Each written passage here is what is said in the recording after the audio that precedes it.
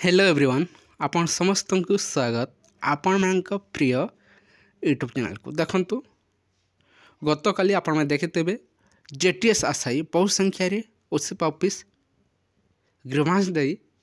JTS process जानापी जाइए ओसीपा office ता सहित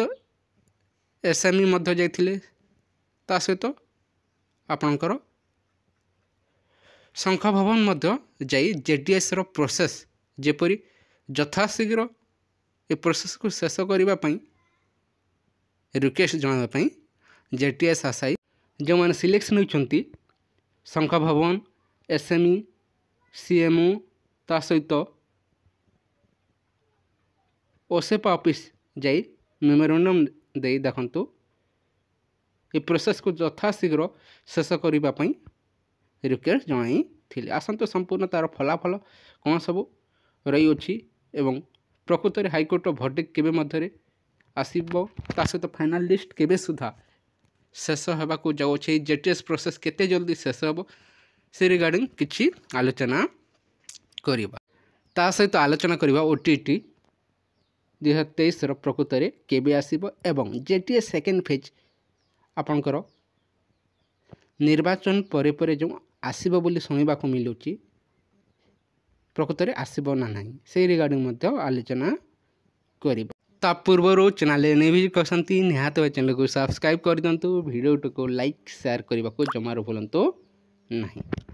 देखंतु जेटीएस जो मैंने सिलेक्शन होते किछि आशायी देखंतु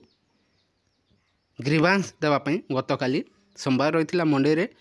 ओसेपा जाइए ग्रीवांस देते और से तथ्य मिल सारी अच्छी आपणकर संपूर्ण देखंतु प्रोसेस शेष हो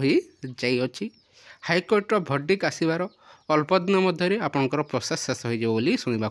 मिलूँ ता सहित आपणकर शंख भवन जाइए एवं ता सहित आपणकर एसएमई सीएमओ समस्त पाखक जाई मेमोरेंडम दबा सह देखंतु विभिन्न रिक्वेस्ट जनाई थिले किंतु प्रकृत में ये प्रोसेस कहीं डिले हो कोड ऑफ कंडक्ट लगिबा पूर्व ये प्रोसेस शेष होना नहीं ताकू नहीं जानापी जेटीएस आशायी ओसीपा ऑफिस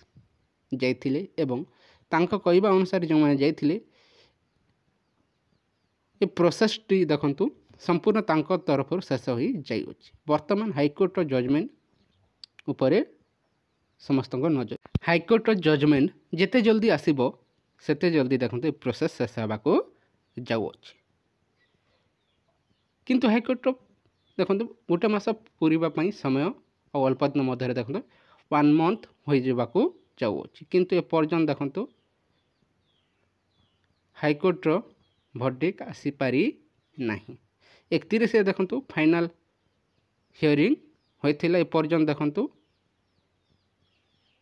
जजमेंट आसीपारी नहीं ए पर्यंत लिस्टिंग मध्य होइनी प्रकृत केबे आसीबो फाइनल जजमेंट समस्त वेट करछंती फाइनल जजमेंट आसीबार अल्प दिन मध्य प्रोसेस शेष हो बोली किंतु कहा पाखरे मध्य